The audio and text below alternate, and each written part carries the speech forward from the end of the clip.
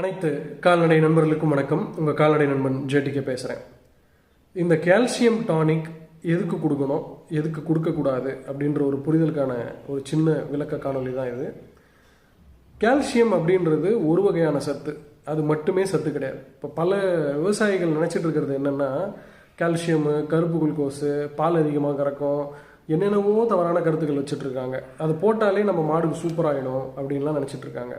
நான் சொன்ன மாதிரி பல வகையான சத்துக்கள் மாட்டுக்கு தேவைப்படுது. அதில் ஒரு வகையான சத்து கால்சியம், அதுலேயும் முக்கியமான சத்து கால்சியம். கால்சியம் எப்போ கொடுக்கணும்?